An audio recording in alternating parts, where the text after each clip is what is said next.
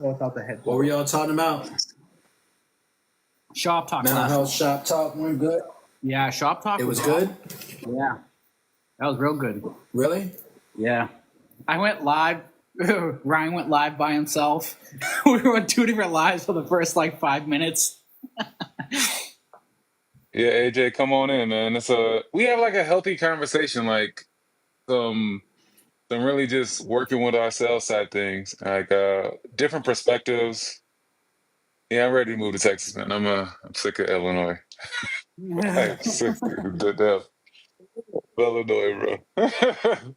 Yeah, I'm ready to move I'm definitely ready to move to Texas. But now it was a good talk. Good open discussion.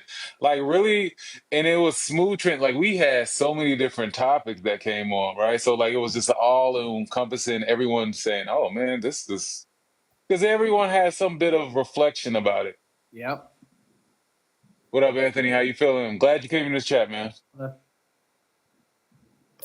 Yeah, it was real good. We had people show up, and people that weren't even expecting just to come, they showed up, and I think they found what they needed for yesterday. They needed it, so we definitely had people in there that didn't realize they needed that talk, and I'm glad that they showed up. I think it's good stuff. They got resources that they didn't realize they have. What about Slack? We got anybody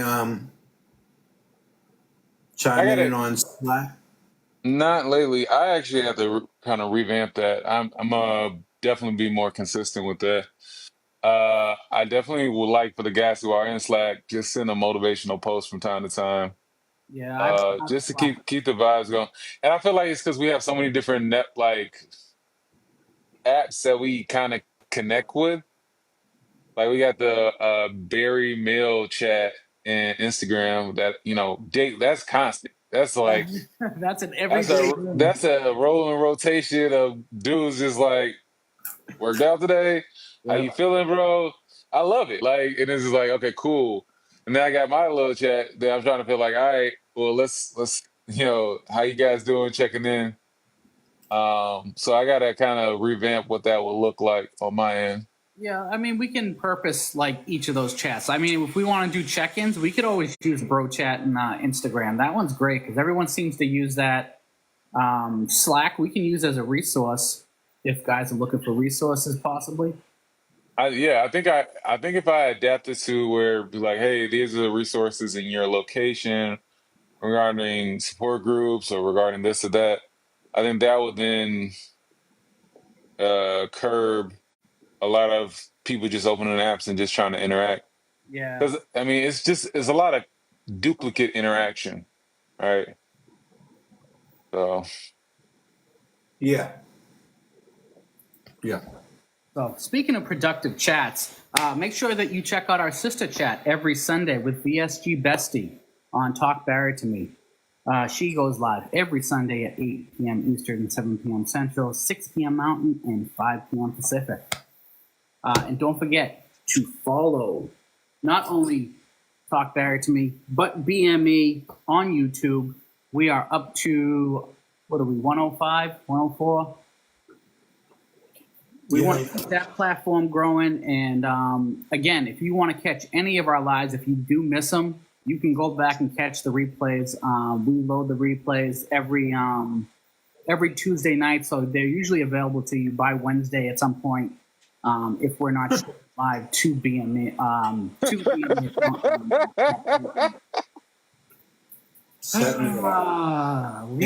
leave it up to Shar.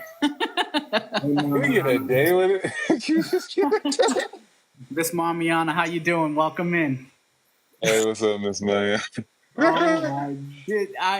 I think it is a weekly thing where she catches me off guard because I'll read something that she writes and there's just a big smile. That's like that news prompter. You'll read something and be like, it's the Ron Burgundy thing. He'll read whatever's on the teleprompter. That's funny. So we are still waiting for our guest. Just Bariatric Society's Bariatric Retreat, November 7th through the 10th, y'all. Oh my God, how many days left do we got? Who in the comments has the amount of days we have left before bariatric retreat? Like, almost here. 40? 42? Is it? 44. Oh, that's coming up fast. I mean, October's around the corner. It's knocking right now. Looking forward to it. I'm really psyched. I'm just happy that I'm going to get out to California. My first time out there. I'm going to get to see San Diego, dip my feet in the Pacific. That's your first time in San Diego and on the West Coast? Never been on the West Coast before. I've been up and down the Eastern Seaboard.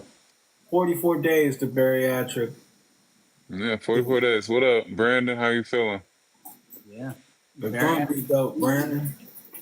Paradise Point Resort in San Diego, California, November 7th through the 10th. We are live with the men's panel on that Saturday of that weekend. Mm-hmm. So that's going to be interesting. I'm excited. I'm almost like it's the nerves. I'm not nervous about this because we do this every week. So it's not so much talking in front of everyone. I think it's just the nerves because I'm so excited about it.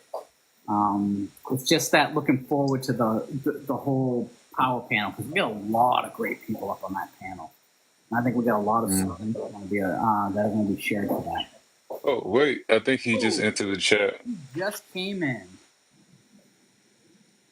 It's a surprise. Actually, we didn't even announce it, so people are just going to be a little bit surprised who we have on panel today. Shelly, you'll be there.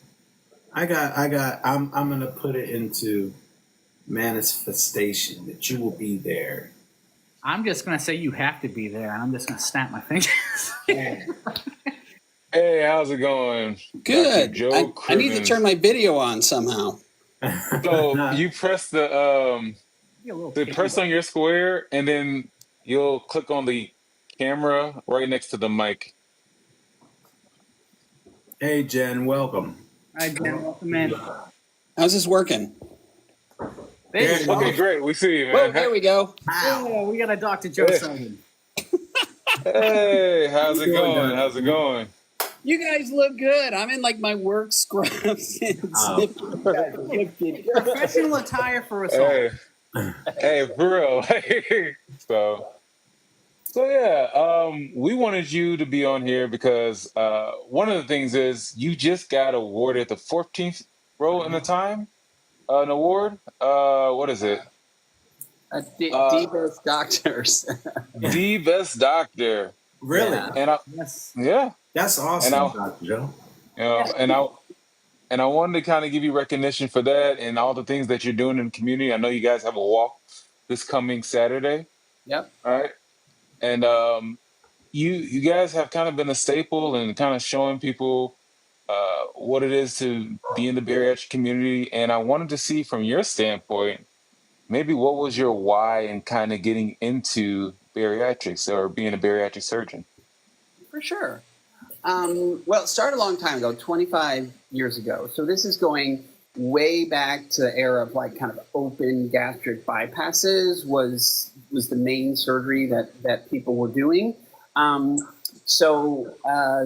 Late 90s, there really weren't a lot of programs in the U.S. doing weight loss surgery. There was just kind of a few here and there, kind of major academic centers. And Northwestern, where I was, just kind of happened to be one of those centers. But when you're a resident, and things have probably changed a little bit now, but you were very good at knowing what happened when the patient hit the door at the hospital till when the patient left the hospital. You didn't really honestly know a whole lot of what went on to lead up to that. And then afterwards, those people just sort of like spun off into the clinics where you just kind of didn't go. Okay. So that's how I learned to do the procedures. And my first job, which is the same job I have right now, my old surgeon partner, who's since retired, was doing an older procedure that's not done called the silastic ring gastroplasty. So I kind of started helping him with those, and I did a few of those myself. And then I started doing the open gastric bypass type operations. And it just kind of honestly, it fits my personality, you know. Like, I'm not somebody who likes to, you know, I'm sorry, we've got to talk about this cancer. I got to do this operation. You know, I don't like giving people bad news. Even in like your routine general surgery stuff that, I still do. Nobody wants their appendix out. Everybody's got I've got a Taekwondo tournament tomorrow. I'm graduating from nursing school, in 3 days, that sort of thing. But the weight loss surgery, everybody is excited. They come in pumped. They come in excited for the procedure. They've got good energy, so I enjoy the consults. And then afterwards, I mean, it's nice to kind of celebrate along the way with people, you know? So it just kind of like, it just fits my personality. It's something I really, really enjoy doing. It happened to be, procedures itself that I enjoy actually doing the procedures. They're a lot of fun. I was, I'm good at that. Okay. Yeah. I mean, Which 14. helps, Yeah. happy patients and, means a happy physician. So that's why I started doing it. And being in the bariatric community, we've been, trying to be as active as we can now for some years. It's awesome. Really when I started, it just was not a thing, and things were just way different. You'd see a patient a couple times afterwards and they kind of like spun off into, kind of do their own thing, come back and see if they had problems. There just wasn't like the nutritional, the psychological, all the, support that's out there now from, other bariatric patients and professionals. And it was just really fun to be a part of it. Because one, it's necessary. It really helps people do well. It's fun. I love going to the things and hanging out with people and talking to people and, that sort of thing. And, I learn a lot from it.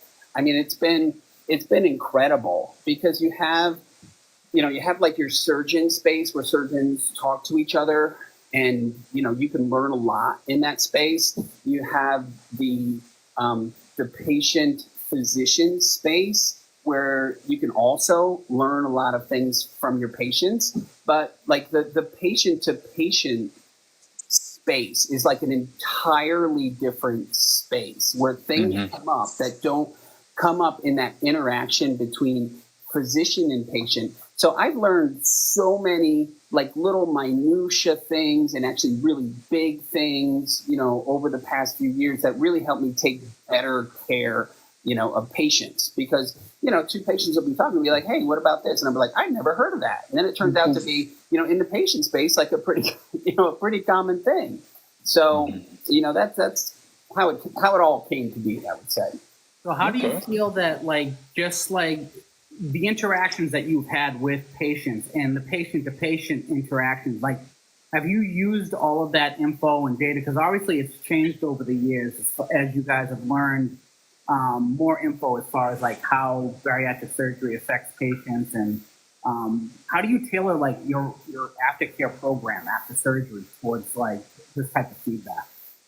Well, sure. It just helps me be a better physician because I just have, not gone through it myself. It just it gives me a much better understanding of being a patient. And so I can, really relate to the struggle, that sort of thing. Holidays are coming up now. Like I know it's going to be a struggle for some people. I've been to so many, of these seminars that kind of like cover that topic. I've been, in a lot of interactions, patients to patients with their little, tips and tricks that they're using to go into that, just sort of like one example.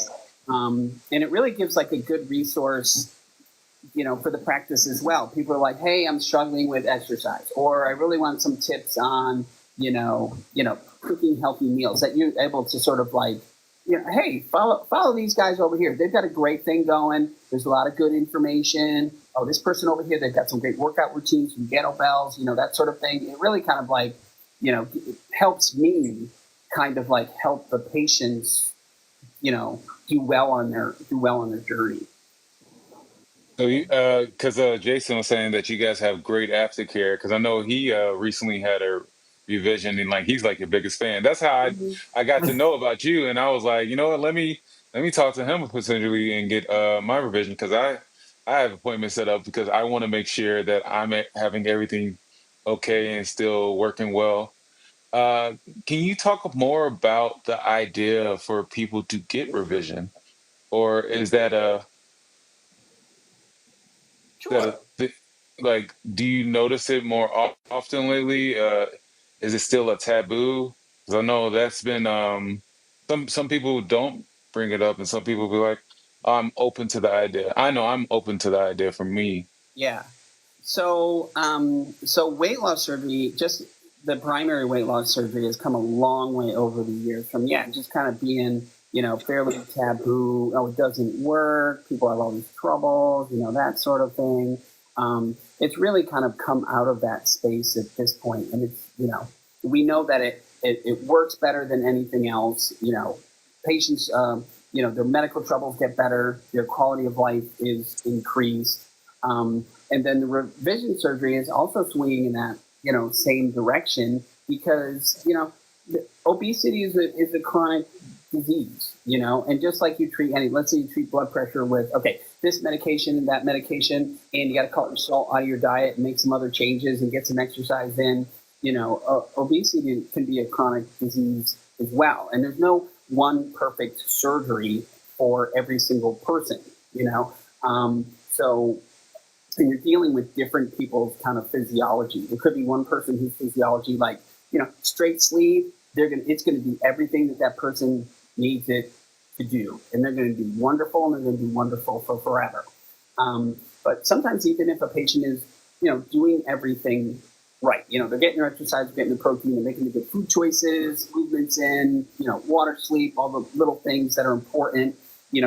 Surgery either got them most of the way there, but not all the way there. They could be doing better, or they're having some sort of like issues with the procedure.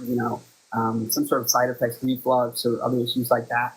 That there's some other revision surgery that we can do, and there's tons of different options based on what the primary surgery was. That's just gonna put that person over the goal line. Mhm. So revision surgery is becoming much more common. I mean, it's a lot of what I do. I mean, thankfully, the number of patients that need revision surgery after primary surgery is pretty small. But I've done a lot of primary surgeries over the years, so I do a lot of revision surgeries. Do you find that you tend to lean towards revision, or do you look to like maybe alter or tweak like someone's program before the decision of revision to happen? Yeah, it's a conversation, and it's really sort of multimodal. Um, let's say a person comes in and they're like, "Hey, I've lost 100 pounds. I need to lose 200, or I've lost 200 and I'm back 100 pounds." My first question is always like, "Well, what's going on?" And that answer could be, I don't know. I'm making my good food choices. I'm exercising 3-4 times a week. I mean, maybe I'm not perfect, but I'm taking my vitamins. I've been following up with you, pretty well. If the patient and those patient factors are going well, we'll talk, harder about revision. Kind of like, okay, well, you seem to have your shit together.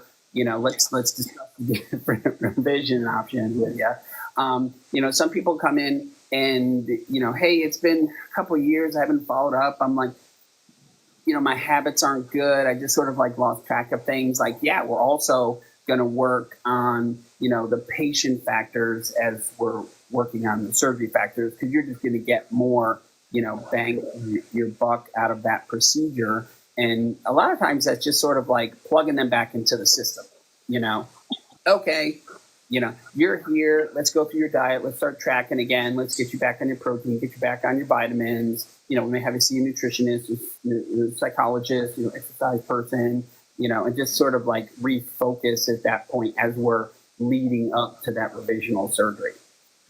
So I spoke to, hey, Dr. Joe, how you doing, man? Good to see you. Yeah.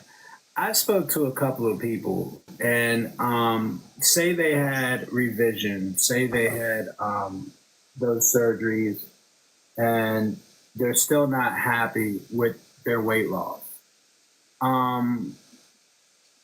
And they entertain that maybe, I want to take GLP-1s. I've lost a significant amount of weight. I'm healthier. And I've been on this advice. I'm just giving advice. I'm not a professional. I'm not a surgeon. I don't know these things. But it's just like I've heard so much from surgeons say that everyone is different. Everyone has a baseline. This is where your body's going to get to. It's fine. This is a natural cause from the weight loss surgery. This is where your body's going to get. I feel like sometimes people may be pushing it a little bit because it's not enough for them. How do you have that conversation? Is baseline a thing? Is that true? Yeah, well, it's a conversation. I mean, first you kind of like just talk about people's goals. If someone is they're 5'5" and they want to be 125 pounds. I mean, is the surgery itself going to get there? It's going to get you to a healthy weight. It may not get you to ideal body weight, which honestly isn't always the healthiest weight for a person. So you look at sort of their goals and kind of see if those are reasonable goals. You look at their habits and see if they've got good habits going. We do use those medications. The surgery and the medications, they're not at odds.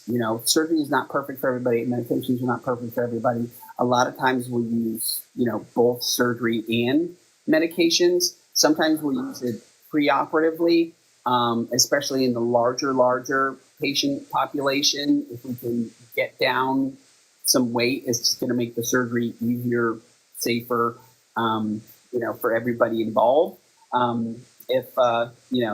We often use, hey, I'm a year or two out, I've done great. I want another 10 or 15 pounds. Hey, we're going to add one of those medications on. We'll have that conversation, do that for, few months, bunch of months, work back down to goal, or maybe even sort of maintain, that healthy weight for a period of time. I don't think they're great lifelong medications, honestly. And I don't think, if you're someone with a BMI of 50, I would choose surgery all day long over purely a medication. But they have their role, in the world of weight loss surgery.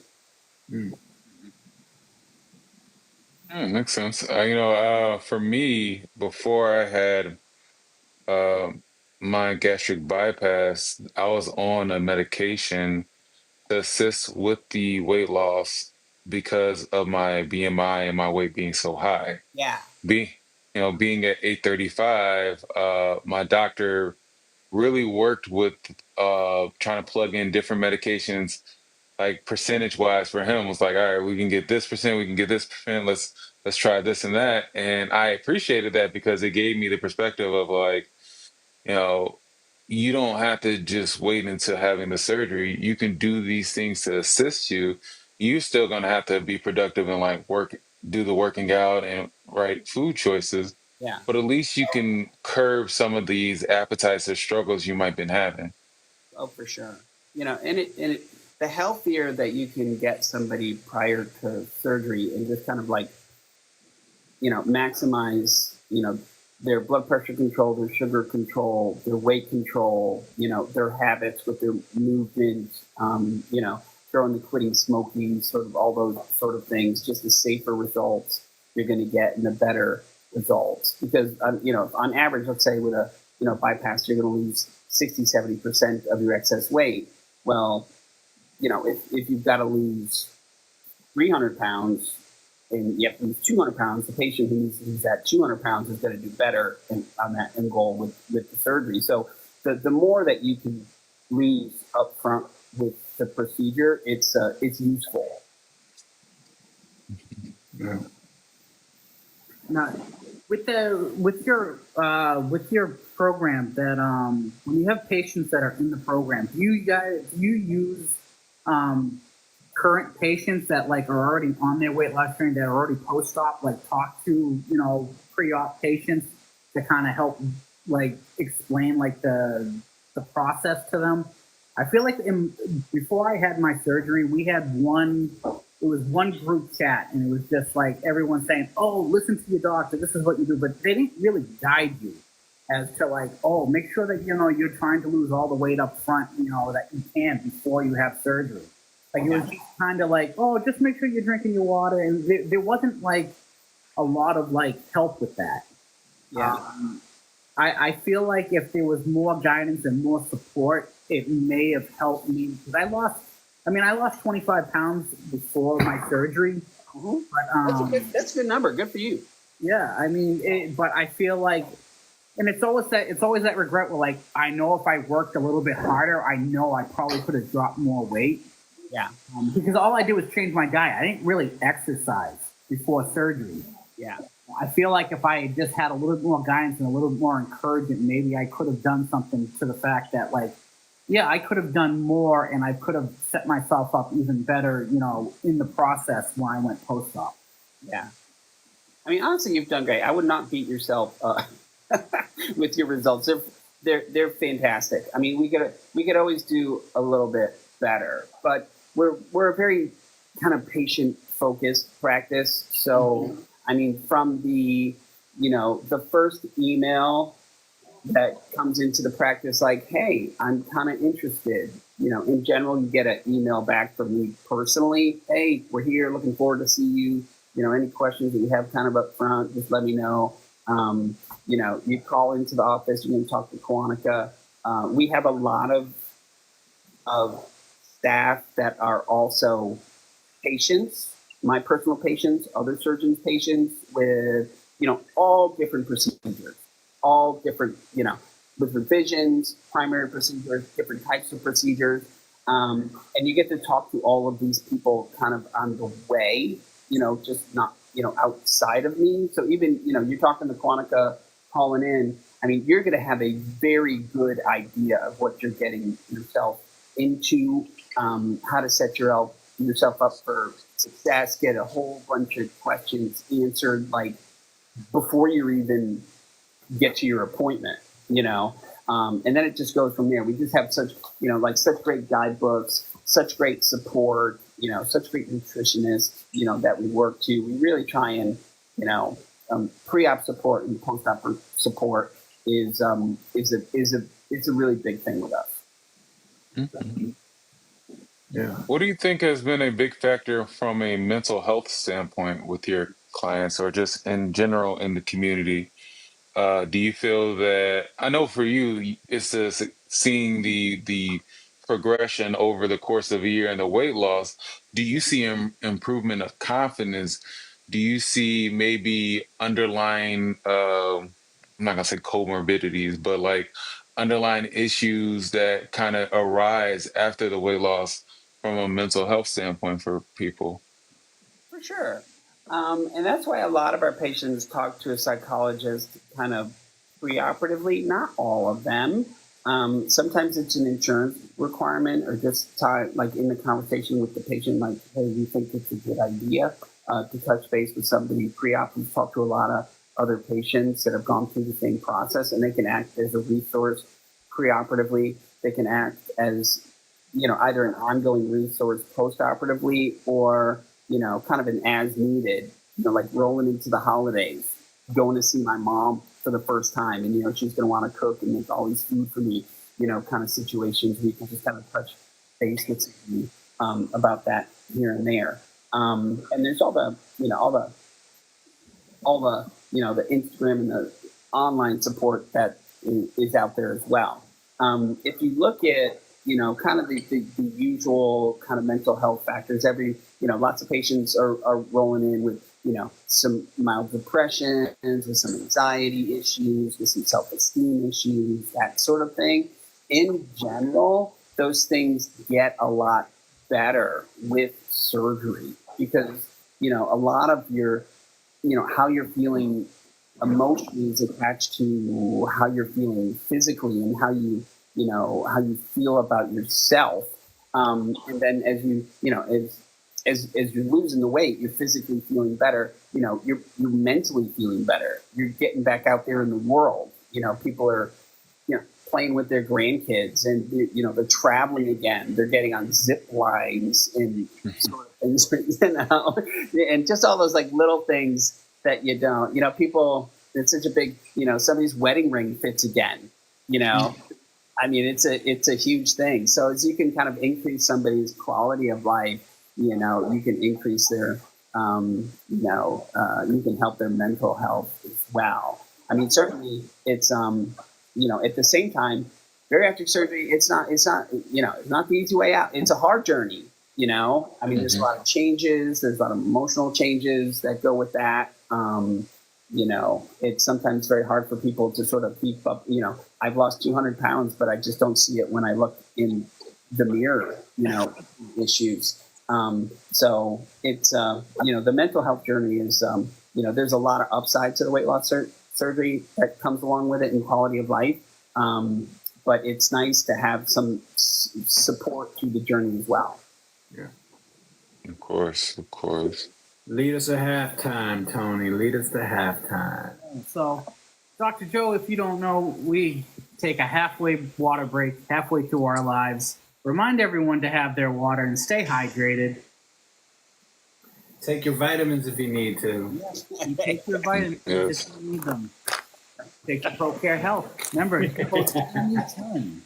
You get 50% off everything off the website. And don't forget to check out our sister chat, Talk Bari to Me with VSG Bestie, every Sunday night at 8 p.m. Eastern, 7 p.m. Central, 6 p.m. Mountain, and 5 p.m. Pacific. That's correct. And don't forget to check us out. We'll be at Bariatric Retreat November 7th through the 10th at Paradise Point in San Diego, California. Be sure to join us. And don't forget to use code BME if you want $50 off that Bariatric Retreat ticket. $50. It all counts. It all adds up. Excellent stuff. You guys excited about retreat? I am. Yes. Yeah. I'm so excited. They are. They're great. They're great. They're a lot of fun. We were at the first one at the Paradise Point. It's a great place to have it. It's set up really well. The staff there is really nice. It's such a great time. It's a beautiful little area, and there's lots of it's San Diego. There's lots of stuff to get out and about and do. Like a bunch of us went skydiving one day, and all sorts of cool stuff. It's a great thing to be looking forward to. Are you going to be there, Dr. Joe? Yeah. Cool.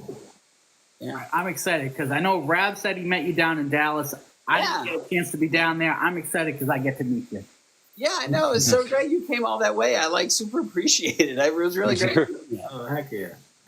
Yeah, I'm excited to see y'all too. Yeah. If you don't recognize me, I'll be the one with the dog in tow. Speaking of the dog, How is your corgi? Marty. How's Marty doing? He's doing well. Yeah, he's doing well. We actually have him on a little diet. He's down about 8 pounds or so. So he's actually feeling great. It got to the point where his hip was hurting him, and he was snoring and not sleeping well at night, keeping us up. So yeah, we've been working hard with him. He's doing great. Yeah, he's doing really great. Oh, sounds like my beagle.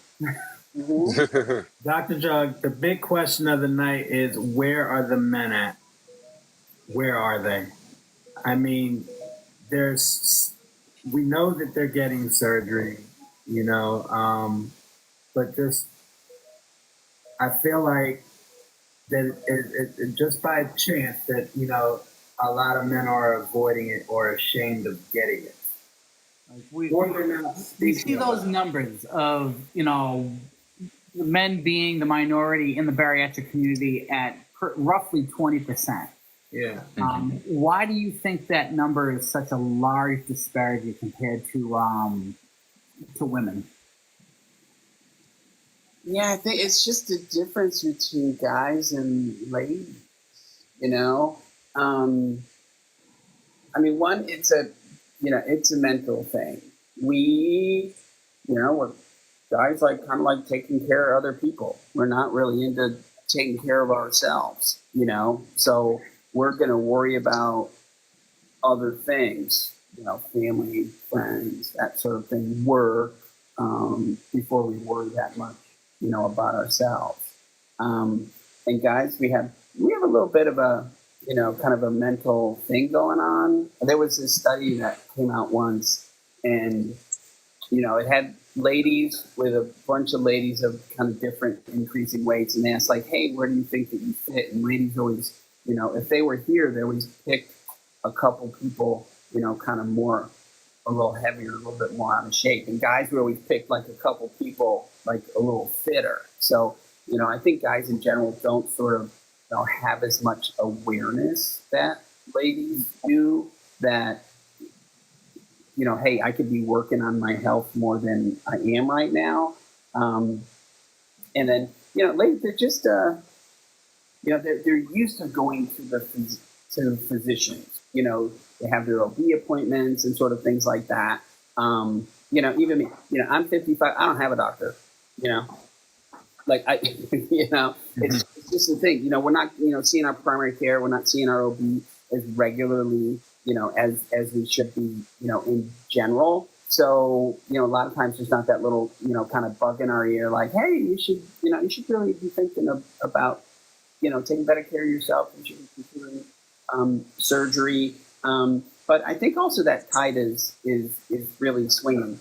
My practice is more like 35, maybe a little bit more percent guys. Yeah, Which is good. I think that that guys in sort of this space community are much better represented than we were a year 2 ago, something like that. And oftentimes it's the partner or the spouse that's kind of like sort of like drags the the guy into it, which is also fun, because I love doing couples because it just works. It's like just doing it individual is like super fun and watching their journey, but watching like couples journey and how their how their interactions and their relationship sort of changes as they're both doing great. That's just like super fun.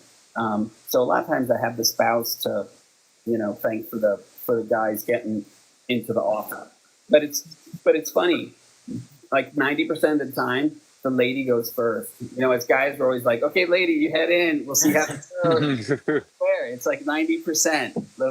The lady goes first as the tester. And if it works out well, then, then the guy follows behind, You think that you see a trend of like success that's increased because the partner is bariatric, because they have someone there at home to support them? And that's for sure. Because one, like, you whether you're the first person or the second person to go, you're having two people that have made the decision, like, hey, I want to make some changes in life. I want to be healthier in life. I'm going to start doing the little things. We're going to cook a little differently. Get some different habits, get a little bit more active, and then after surgery, you have that little support group. Even you guys have been doing this for a long time. Like, it's nice to have somebody to talk to, about having little conversations. Is this normal? Is this not normal? What could I do better? Help motivate you. Get your protein today. I mean, just like you get your vitamins today, get your water today, worked out this week, that sort of thing. It really helps keep people on track. And so much changes after a weight loss procedure. What you eat, how you eat, cook, movement, like all that sort of stuff. It's nice when the whole household is on the same track. It really helps. You ever run into any common misconceptions that men have about the surgery when they come in and visit you and talk to you about it? Men specifically? Yeah. I mean, sometimes guys who are just used to being, they have the persona of I'm the big guy. Yeah. You know what I mean? Mm-hmm. Like they're kind of wrapped up. I play football, I'm the big guy. Yeah. Right. Do shit going down in a bar, I'm the big guy. Yeah. Sort of thing.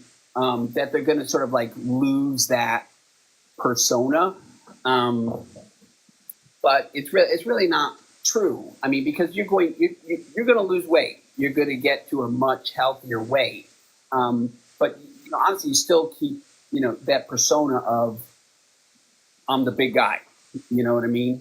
I think that's very specific to guys rather than ladies. I definitely can see that. I know for me, uh, because I was always the biggest guy around, I felt like I had to build the identity that's related to that.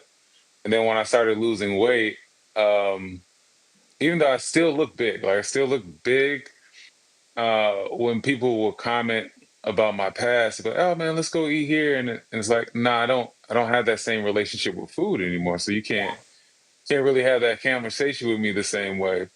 And it's a shift of seeing how people have to see you in a different light because you're not the identity of your weight anymore. You're the identity of you. Yeah, exactly. It took a lot of adjusting for me because like really close friends for years, like, hey, what's up, big dog? When you interact with each other, and when it almost kind of stopped, I was almost kind of insulted by it because I'm just like, what? Now I'm different. Now I'm a different person, and because I took on the persona and the identity, and that's how I identified myself. Yeah. It took a long time for me to kind of adjust to that fact that people weren't referring to me in that manner anymore. Yeah. No, it's a real thing. And yeah, guys, they tend to, want to hold on to that some, and it'll take a thing. People tend to be like, I don't want to lose a whole lot of weight, but this diabetes, this blood pressure, this sleep apnea is killing me. So we can just make that go away. And it's like, well, we got to take a good amount of weight off you to really, kind of fix those things. We'll get you healthy, but you'll still be a guy. Do you know any? Have you noticed any significant differences regarding outcomes between men and females when they come and talk to you? Like the discussions that you have, the changes, so on and so forth. Do you notice any differences? Yeah, for sure. So I think that sort of down the road, we're talking year, 2 years after how men and ladies do as far as like percentage of excess weight loss, getting rid of medical troubles is honestly like pretty similar. Yeah. Guys can get there faster, and it's just like a testosterone muscle mass sort of thing. I mean, guys are just really good at putting up big weight loss numbers in a relatively short amount of time. Which can come like in those couples. It's funny. I always tell couples, you two are not in competition, because if you have the same surgery on the same day with the same amount of weight to lose, he's going to win. He's going to win in 2 weeks. He's going to win in 6 weeks. Year, you're going to be okay. But the female part of the equation that comes in like, I'm doing everything right. I'm doing everything he's doing, but I'm just not getting there as quick. I'm like, that's okay. You're just a lady. You're going to do great. But guys, just you get there quicker. The corollary is, guys who go off the rails and, really aren't following the rules can put on weight pretty significantly quickly as well. Like with the, we used to do a lot of the lap band procedures, which was adjustable, band up around the top of the tummy where you could adjust it, put fluid in it, take fluid out of it. You had a guy come in and, you have to take the fluid out and basically make that, that operation disappear for a period of time for one reason or another. But they can put on a lot of weight, like in a month or 6 weeks and come back. So, in one way, it's great to be a guy that you're gonna, do well and do well pretty quickly. But at the same time, you got to keep up those good habits for that long-term success. Can I ask, because I want to circle back to that original question about guys going to the doctor on a regular basis. I want to ask the guys on the panel, how many times did you go see your general practitioner before you decided to go see a bariatric surgeon or get a referral? It was Like how many times in a year? So by the time I made the decision to ask my doctor, because he had mentioned it to me at an appointment, but I was visiting the doctor so often because my blood pressure had become so out of whack. My back pain was so bad. I was probably visiting my doctor probably every 6 to 8 weeks because my health had taken such a horrible turn. And there was always something going on. I had vertigo. My blood pressure was always, all over the place. So there was a ton of adjusting my meds. I was constantly in pain. I had swelling in my feet and ankles from just the nerves in my back flaring up on the nerves in my legs and feet. So I was constantly seeing the doctor. So I became a regular at the doctor's office, and I mean they knew me by name, but they were just like, oh, before I did, just by face they knew me, and for me, that's an eye opener when you become a regular and they don't even need to ask for your name. They know who you're seeing. They know your name. I don't want, it's nice to be known, but I don't want my doctor's office knowing who I am. So, I feel you on that one. Yeah. Yeah, I was the same way. I felt like I was going to die every daggone week. At least every 2 or 3 days, I was feeling like I might have you having a heart attack. I need to go to the hospital or the ED. They got to know me in the emergency room, And the sad thing about it is that I worked at the hospital I went to, so that was embarrassing. It's like, oh, hypochondriac Rab is coming through again. Here we go. And it's nothing worse than hearing a doctor say to you, oh, nothing's wrong with your heart. You need to lose the weight. You need to lose the weight. No, I don't need to lose the weight. I'm having a freaking heart attack here. And damn it, he wasn't right. Try falling asleep at work because your sleep apnea is so bad. Or you fall asleep in mid-conversation. Yeah. The whole pain going across the chest, feeling numb in my hands all the time, just getting sharp pains out of nowhere. It was terrible. It was terrible. It was. Sit down, your feet go numb. You have to stand up just to get the circulation going again. Yeah. But to answer your question, Corby, I went to my doctor probably every 2 or 3 months. I was knocking down the door. I was. So. Yeah, for me, I went to my doctor every 2 months because he was just trying to track the weight loss with the medication and just asking me what's working, what is my routine, things like that. But then there'd be times where I would just visit the doctor. See, I did a lot of psychological games to myself when it came to my food. Like I would go visit the doctor, lose 10 pounds, then go to Baskin Robbins get a milkshake. Like I was like, oh, I deserve the reward of a milkshake. Yeah. So after that rigmarole for a couple of months, and then I started. I was going to say, after your consultation, did you go right into your program? Because I put on 15 pounds after my first consultation. No, I went right into my program because I was like, I'm kind of here already with the weight because I was already taking the medication. I was already losing the weight, and my consultation, from consultation to surgery, was less than 6 months because I had lost so much weight. They just needed to track it with the surgeon, right? They tracked it with my general practitioner works as a bariatric doctor. Like he just specifically works in bariatric with weight management. And that's how he helped me from doing that to then getting the surgeon to then saying, hey, go ahead and do this. Because he was trying to get me to do it for such a long time. Yeah. And I realized because I was going to the hospital, after I was like, okay, I can't see the doctor anytime I want. I was going to the hospital every 3 months and staying for 3 to 4 days. Those were my considered vacation days. Yeah. My body would have been just overwhelmed and worked and was like, you know what? I need to take a vacation. And that was it. I'll be like, all right, my leg, I can't breathe. I remember I had a pulmonary embolism, and I was like, oh, I had just gotten off the shift. I was like, man, I can work the shift. I'm sweating at work. My feet are radiating. I'm like, and I told my boss, hey, I gotta go to the hospital. He was like, you going on vacation again? You got very lucky. Yeah. Yeah, you did.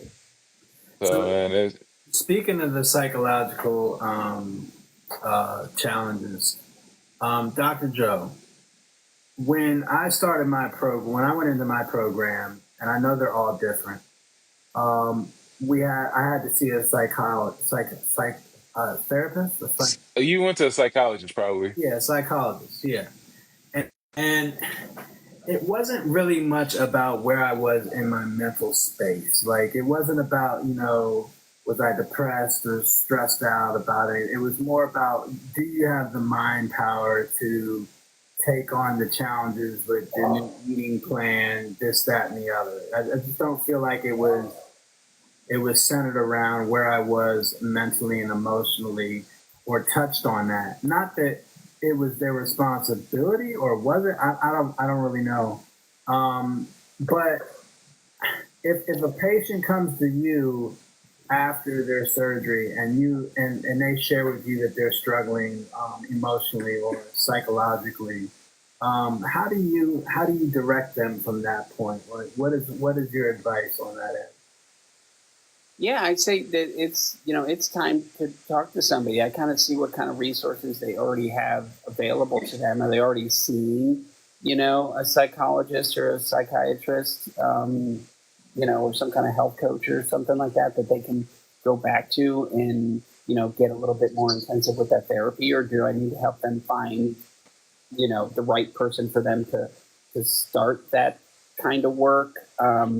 And it could be an in-person. Okay, we're going to send you this person. You need to be in the office, next week. Or it could be, hey, so this person is very nature great. More kind of online sort of help like that, sort of based on what their needs are. But it's a super important part of the journey. To keeping that mindset up. And there's different, like that initial evaluation with the psychologist. A lot of times, it's just sort of checking boxes. Like, you're there for an insurance requirement. The insurance requirement letter needs to have these 14 boxes checked with these 18 things in it, and it needs to say certain things. And so they're trying to check all their boxes to kind of fit their thing.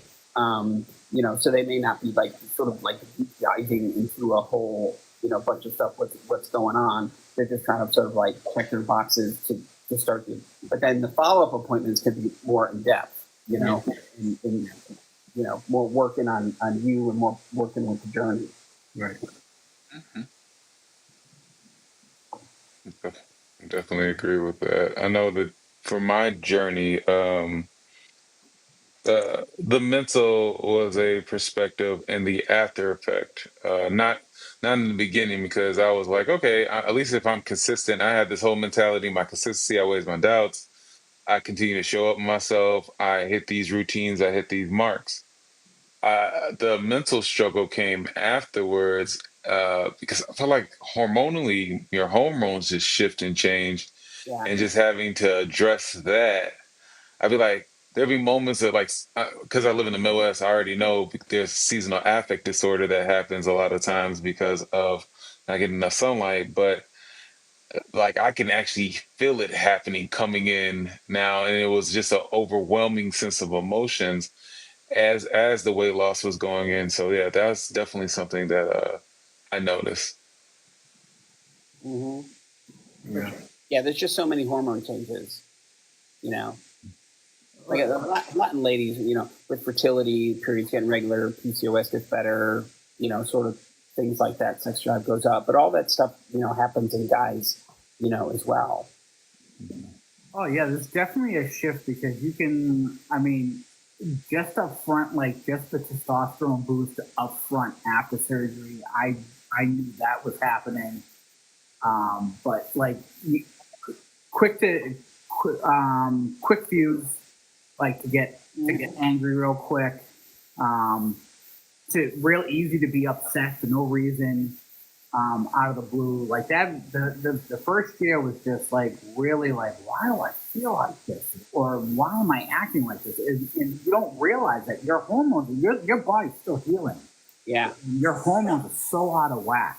Yeah, and your testosterone's going up. Yeah, which is a good thing in a lot of ways. Mm-hmm. But there's emotional changes with that you got You got to be. Yeah. So, we kind of are winding down at this point in time, and usually I want to kind of give the floor to you for a couple things. Like, what do you have going um, with your practice, as well as what do you have going the next couple months that you'll be attending and participating with? Yeah, so the practice is going really super well. There's two of us here. There's me and there's Dr. Chen. He's been with us here for a couple years now. Honestly, we continue to strive to kind of do better every day. We're kind of working to do things a little bit better, but we have a nice group that works here in the office. A lot of nice patients that we really enjoy seeing. So from a practice standpoint, things are going really, really well. We've got the walk coming up. We've got a trip out to California to tour the Intuitive factory and museum, which is pretty cool. I do all my surgeries with the Intuitive robotic system. And there's just so many upsides to doing it that way. I could talk all day, but we've invited for an opportunity to actually go out, meet with the engineers, tour the factory. They have a really cool museum where like their first inception robot and every little one that they've done over the years. Tour all those things, which is pretty cool. We're going to head up to Seattle, see some bariatric friends up there. We're going to be doing another one of those retreats like Rap that you came to. We're going to try and do another one of those in the fall, downtown Dallas. That's going to be super fun. And, end of year, busy, busy time for surgeons. So we got a lot going on, but it's a lot of good stuff. Yeah, awesome. Yeah, I know. How can people get in touch with you? Like, what social media group platforms are you on? What are your handles that people can reach out to you? And like, what is what's your contact information if they want to reach out to your office? Oh, for sure. So Instagram is One Operation Changes Life. Marty, of course, has his own Instagram, which is Marty the Office Corgi _ our website is texascenterforsurgery.com, or if you just want to do drcribbins.com, that's actually a little backdoor and easier to remember. We're also on Facebook, which is kind of a clone of the Instagram. Instagram is a little bit more active. We do some TikTok stuff, but probably just the website is the easiest way. And there's you pick the email off the Instagram or off the website, email me. I actually, get that and I'm able to respond, and, the office will give you a call. Those are probably the easiest ways, but there's like 15 different ways, Google the phone number. I just want to add that Marty has a larger following us on TikTok and Instagram. Damn it.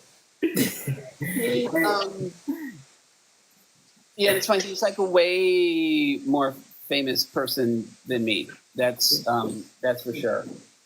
Yeah, it's funny. We're at events and people run up like Marty, like no one runs up like Cribbins. Like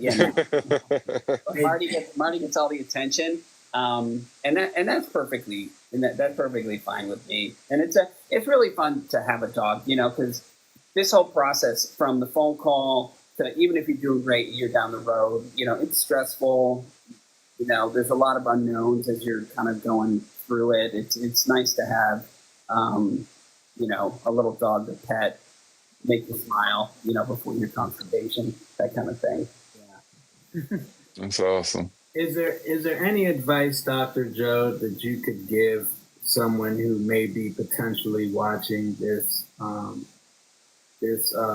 conversation podcast with you about if they were considering getting surgery, bariatric surgery, or any type of weight loss medication? Is there any advice that you would give to them if they were considering it, but they feel kind of hesitant about it?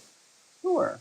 Well, first is looking for, someone that's going to fit you. So, talk to some friends, talk to some family, go out into, this kind of space, look into some different physicians, check their background, check their reviews. Reviews are super, super important.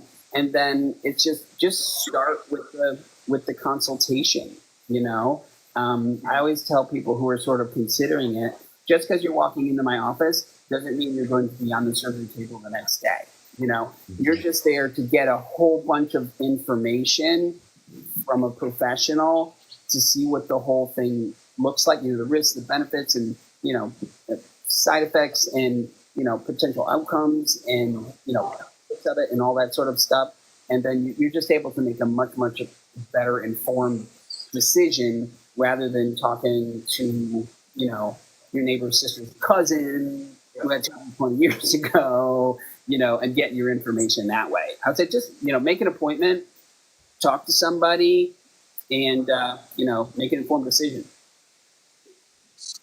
And another thing before we let you go off of here, Dr. Joe, Jason was in the comments, and I've seen him say, and I've talked to him on numerous occasions, and he constantly says how much he saved his life. Yeah. Now, it's like we say that, and it's like that quick laugh because Jason's funny and tech, but in perspective, it's like that's exactly what you're doing, man. Yeah. And we appreciate what you do. Yeah. And I don't think we could thank you enough in this community for what you do. For us as Bari Male Experience, you and your wife are always supporting us. You're right there with your patients that I know of, and closely. You establish these relationships with these patients, and you're saving lives. And I think it's incredible that that's what you've chosen to do as a profession. And I don't know if an award says it enough, but we appreciate you from our standpoint for what you do for this community, and we applaud you for that and salute you for that. Thank you for taking the time to join us tonight too. So. Yes, I definitely appreciate it. It was much needed conversation. Yeah. Well, thank you guys, and I really appreciate you. I mean, it does. It means a lot to me, and it's my why of why I do it. So because I can, share in these journeys, both my patients and not my patients, and people I meet along the way, and get to know them. So I really appreciate it, and it's been a pleasure talking to you guys. Yeah, we'd love to have you come back too. Yes. I can't wait to come up and meet you when we're out in bariatric retreat. I'm definitely going to look for you. Awesome. Yeah. Okay. But thanks you all for joining us tonight. 20,000 likes. You're amazing as always.